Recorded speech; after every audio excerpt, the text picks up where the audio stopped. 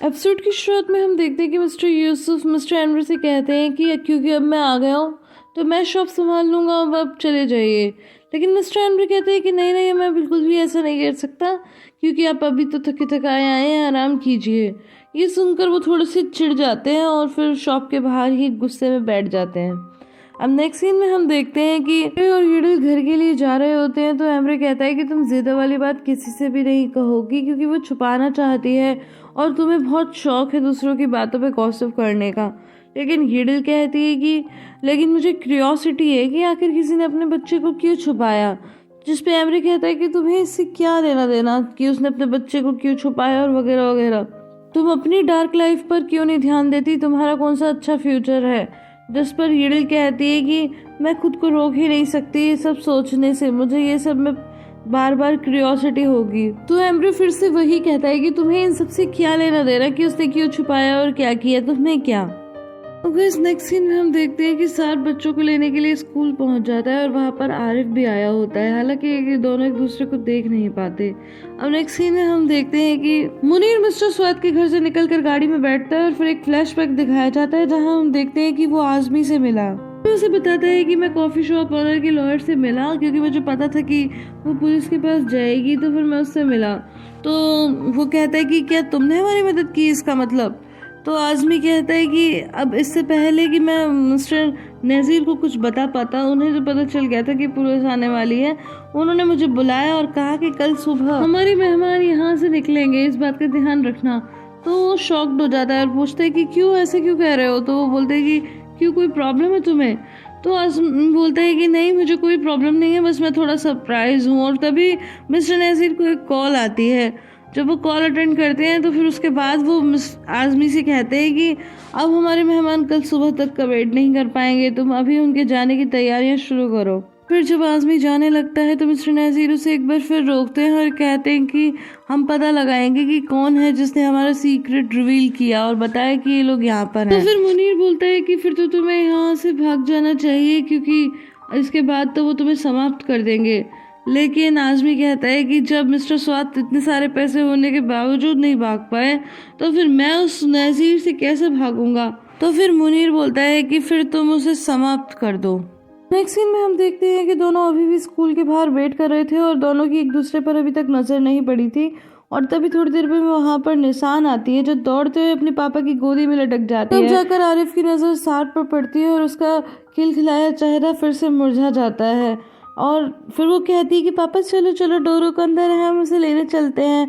और वो जैसे ही अपने पापा का हाथ बढ़ाकर आगे जाने वाली होती है कि उसकी नज़र आरिफ पर पड़ जाती है और आरिफ को देखते ही उसके पास जाती है और गले से लग जाती है। और ये देखकर आरिफ एक बार फिर बहुत खुश हो जाता है, लेकिन तभी वहाँ पर सार भी आ जाता है जो बहुत ही गुस्से में होता है। ये देखकर वो एकदम घबरा जाती है और कहती है कि चलो पापा। तो वो कहता है कि जाओ बेटा, तुम जाकर के अपने भाई के पास बैठो और मैं थोड़ी देर में आता हूँ। लेकिन निशान बहुत घबराई होती है और कहती है कि पापा पापा हम साथ में चलते हैं। और वो अपने दोनों छोटे छोटे हाथों से अपने पापा को रोकती भी है आरिफ के पास आने में। तो फिर वो कहता है कि बेटा इसमें क्या परेशानी की बात है, तुम जाओ अपने भाई के पास बैठो, बस मैं थोड़ी देर में आता हूँ। और फिर वो बहुत ही घबराते हुए जल्दी से दौड़ कर जाती है अंदर। इतने में सार आरिफ से कहता है कि तुम यहाँ क्या कर रहे हो, तुम तो जेल में थे ना।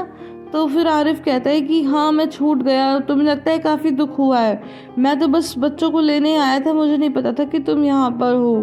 तो जिस पर सार गुस्सा होते हुए कहता है कि क्यों, मैं यहाँ क्यों नहीं होऊंगा। आरिफ बोलता है अच्छा तो तुम यहाँ पर होगे, तो इतने वर्षों से तुम कहाँ थे। हाँ, तो उसके बाद सार कहता है कि यहाँ से दफ़ा हो जाओ, नहीं तो इससे पहले कि मैं तुम्हें समाप्त कर दूँ। तो फिर आरिफ बोलता है कि ये तो शुक्र मनाओ कि हम स्कूल के आगे खड़े हैं, वरना कौन किसको समाप्त करता ये तो पता चल ही जाता। इतने में निशान दौड़ते हुए आती है डोरुक के साथ।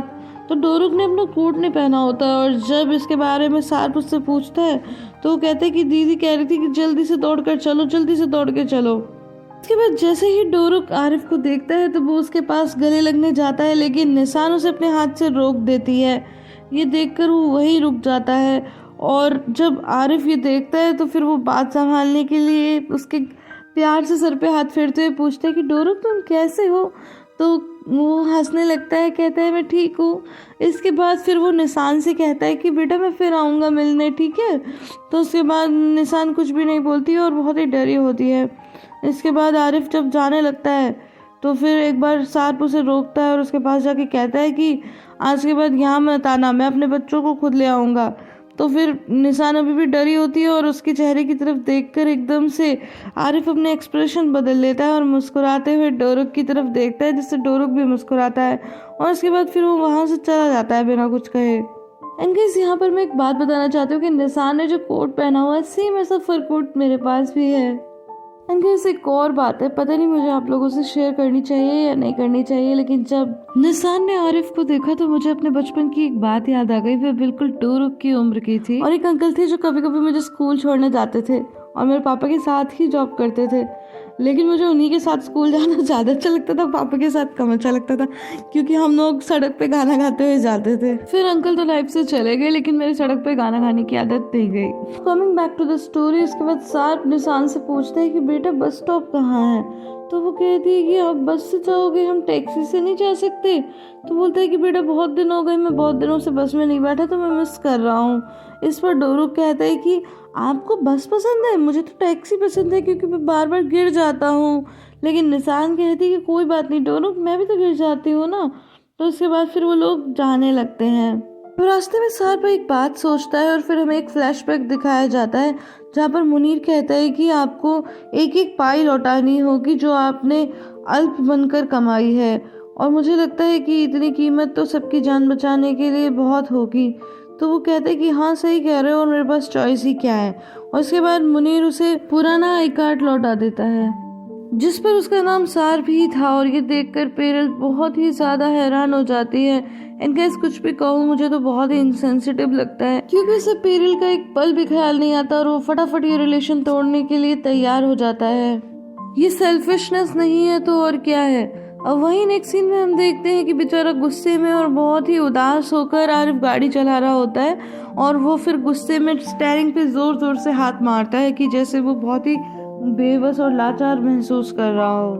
अब नेक्स्ट सीन में सार्प एक बार फिर से सोचता रहता है, जहाँ पर मुनीर उससे कहता है कि आप अपने बच्चों से तो मिल सकते हो लेकिन इस घर में नहीं रह सकते, और अगर कोई भी ये बैन तोड़ेगा तो फिर हम सबको पनिशमेंट मिलेगी। और इस पूरे ड्यूरेशन में पेरल उसकी चेहरे की तरफ देखती रहती कि शायद अब तो वो उसके बारे में कुछ कहेगा, एक बार तो कहेगा कि वो उसके बगैर नहीं रह सकता, लेकिन वो कुछ नहीं कहता। और उसके बाद में मिस्टर स्वात कहते हैं कि ठीक है अब तुम जा सकते हो। तो लेकिन वो जैसे ही जाने लगता है तो बच्चों के रोने की आवाज़ आती है।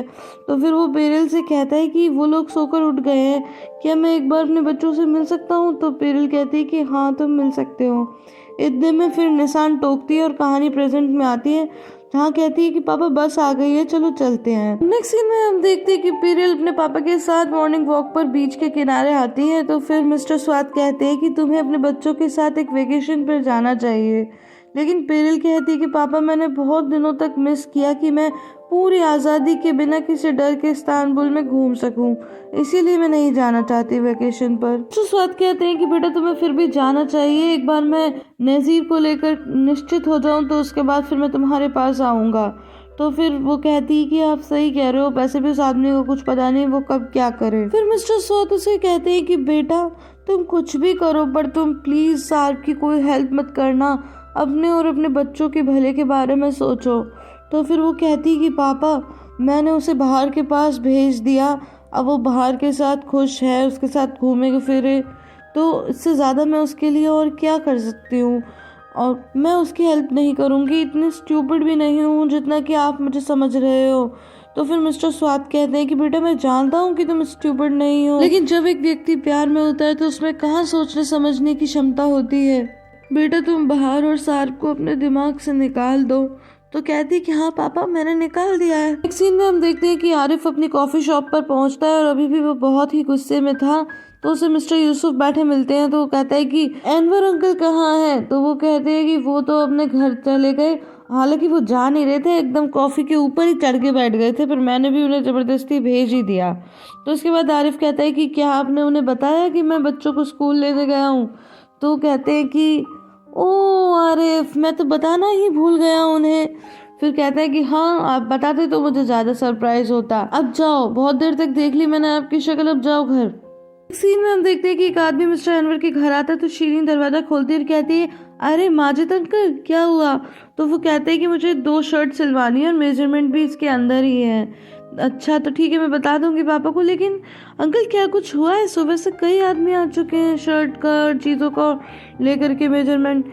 तो वो कहते हैं कि जो लड़का सिलता था ना कपड़े, टेलर, वो अब शुरू में तो बहुत सस्ते सिलता था, लेकिन अचानक से फिर वो महंगे सिलने लगा और फिर ठीक से सिलाई भी नहीं करता था और ना ही टाइम पर सिल कर देता था। ये सुनकर शीरीन हंसने लगती है और कहती है कि ये तो टेलर अनवर के सिचुएशन में काफ़ी हेल्पफुल हो गया। तो फिर वो आदमी कहता है कि बेटा और हम क्या करते, वो सस्ता सिलता था इसीलिए हम उसके पास जाते थे। तो शीरीन कहती है हाँ आपको तो हार नहीं माननी चाहिए, कोई नहीं, चलिए ठीक है। वही नेक्स्ट सीन में हम देखते हैं कि सार्प अपने बच्चों के साथ बस में खड़ा है और तभी एक झटका लगने से डोरुक गिरने वाला होता है कि सार्प उसका हाथ कस के पकड़ लेता है और उसके बाद मुस्कुराने लगता है। तो डोरुक भी उसे देख के मुस्कुराने लगता है एंड फाइनली उनके स्टॉपेज आने पर वो लोग एक बार फिर से उतर कर चलना शुरू कर देते हैं। हम देखते हैं कि दोनों बच्चे अपने पिता का हाथ थामे हुए चल रहे हैं और निशान तो बहुत ही ज़्यादा खुश है। और तभी डोरू कहते हैं कि पापा कोई स्टोरी सुनाई है ना। तो वो कहते हैं कि स्टोरी? कैसे स्टोरी बेटा? वेल गाइस, इस स्टोरी से मुझे एक बात याद आ गई कि जब कभी मैं अपने पापा को स्टोरी सुनाने के लिए कहती हूँ तो वो मुझे पुरानी मूवीज़ की स्टोरी सुनाना शुरू कर देते हैं, क्योंकि वो मेरे लिए तो नहीं होती है, मैंने तो वो मूवी देखी नहीं होती। तो एनीवेज इस स्टोरी पर आते हैं तो फिर वो डोरुक बोलता है कि पापा मुझे मदरहुड की स्टोरी सुनाइए। तो सार्प कहता है बेटा मदर स्टोरी ये कैसी होती है? तो फिर निशान बोलती है कि पापा जब आप नहीं थे ना तो फिर मम्मी हमें आपके बारे में स्टोरी सुनाया करती थी कि कैसे आप पुल साफ किया करते थे और सोफे पर बैठकर आप लोग बातें किया करते थे। फिर डोरुक बोलता है कि आपने एक बार फेरी में गाना भी गाया था ना जिसमें आप जोर जोर से आ कर रहे थे और फिर सब लोग आपके फेस की तरफ देख रहे थे। तो कहानी एक बार फिर से फ्लैशबैक में जाती है जहाँ पर हमें कहानी का पहले एपिसोड का वही सीन दिखाया जाता है जहाँ पर फेरी में सार्प और बाहर मौजूद थे और सार्प बहुत ही बेसुरे अंदाज में गाना गा रहा था और उसे वो रोकती है और अपना नंबर देने के लिए तैयार हो जाती है और रेस्ट आपको पता है। और उसके बाद हमें एक और सीन दिखाया जाता है जहाँ पर एक दिन जब वो सफाई कर रहा था तो फिर बाहर उसके पास आती है और कहती है कि हाय हैंडसम, और उसके बाद वो दोनों मस्ती करने लगते हैं। और फिर एक और सीन दिखाया जाता है जहाँ पर बाहर उसे आई लव यू बोलती है। अब कहानी एक बार फिर से प्रेजेंट में आ जाती है जहाँ पर सार्प कहता है तो तुम्हें सब कुछ पता है। तो बच्चे कहते हैं कि हाँ मम्मा ने हमें सब कुछ बताया है। अब डोरुक कहता है कि अब आप भी हमें अपने बारे में बताइए। तो फिर कहता है तो फिर तो मुझे सब कुछ एक्सप्लेन करना पड़ेगा। तो निशान कहती कि हुर्रे। तो उसके बाद सार्प बताना शुरू करता है एंड गाइस वो क्या बताता है ये तो हमें सुनाया नहीं जाता, लेकिन बच्चों की होठों पर जो मुस्कान थी उसे देखकर लगता है कि स्टोरी बहुत ही इंटरेस्टिंग थी। अब ऐसे ही करते कराते वो लोग घर पहुंच जाते हैं और शीरीन दरवाजा खोलती है और कहती है कि वेलकम बच्चों। और उसके बाद में डोरुक बोलता है कि इस बॉक्स में क्या है। तो वो कहती है कि ये तुम्हारी मॉम के लिए आया है और वो उसे खोलने लगता है तो एकदम से निशान बहुत सीरियस हो जाती है और उसे खोलने से रोकती है कि नहीं तू नहीं रोक खोलेगा इसे, मम्मा का है, मम्मा ही खोलेंगी। और फिर इस तरह दोनों आपस में झगड़ा करने लगते हैं। तो तभी सार्प कहते हैं कि कौन कौन भूखा है, मैं टोस्ट बना रहा हूँ, कौन कौन खाएगा। तो फिर वो दोनों ही हाथ खड़ा कर देते हैं और इसके बाद कहते हैं कि चलो फिर टोस्ट खाते हैं, आज पापा वाला टोस्ट बनाऊंगा। तो इसके बाद में डोरुक तो उसके साथ चला जाता है, लेकिन निशान अभी भी काफ़ी ज़्यादा सीरियस थी और उसे वही दिन याद आ जाता है जब उसने वो गाउन देखा था और फिर उसकी मम्मी रोने लग गई थी। तो इसके बाद में शीरीन नोटिस कर लेती है और पूछती है कि क्या हुआ बेटा, जैसे ही तुम्हें गाउन का पता चला तो तुम इतनी सीरियस क्यों हो गई, क्या हुआ, कोई परेशानी है? वो उसे बहुत ही प्यार से पूछने लगती है क्या तुम जानती हो इस बॉक्स के अंदर क्या है? तो वो कहती है कि इसके अंदर एक वेडिंग ड्रेस है। बोलती है वेडिंग गाउन? तो कहती है कि तो मुझे पता नहीं लेकिन वेडिंग ड्रेस है। और उसके बाद में फिर सार्प निशान को आवाज़ देने लगता है और कहते हैं कि बेटा हमारी हेल्प करो। तो वो वहाँ चली जाती है और शीरीन ये सोचकर काफ़ी हंसने लगती है और कहती है कि ओह हमारे घर में तो एक दुल्हन है। इसके बाद वो भी किचन में आ जाती है और कहती है कि जीजा जी मुझे बहुत भूख लग रही है, क्या आप मेरे लिए भी 2 टोस्ट बना दोगे? तो डोरुक बोलते हैं कि हाँ हमारी मौसी के लिए भी 2 टोस्ट बना देना। फिर वो हंसते ही कहती है कि अरे बच्चों तुम जब से स्कूल से आए हो तुमने आज मुझे किस तो किया ही नहीं। तो इसके बाद दोनों से किस करने लगते हैं और डोरुक तो हमेशा की तरह पुछ पुछ करने लगता है। इसके बाद शीरीन बोलती है कि क्योंकि मुझे तो मेरी किस मिल गई है तो फिर मैं तुम लोगों को एक गिफ्ट देना चाहती हूँ। तो फिर बच्चे बोलते हैं आप हमारे लिए गिफ्ट लाई हो? जो कहती है कि हाँ। तो बोलती क्या गिफ्ट है? तो वो कहती है कि वो तो एक सरप्राइज़ है। अब गाइस ये सरप्राइज़ क्या है ये तो आपको नेक्स्ट एपिसोड में ही पता चलेगा, तो आपको वेट करना होगा। गाइस आई होप आपको ये वीडियो पसंद आई होगी। अगर पसंद आई है तो इसे लाइक शेयर एंड कमेंट करना बिल्कुल भी ना भूलें। फिर मिलती हूँ अगली वीडियो में, तब तक के लिए bye bye and take care.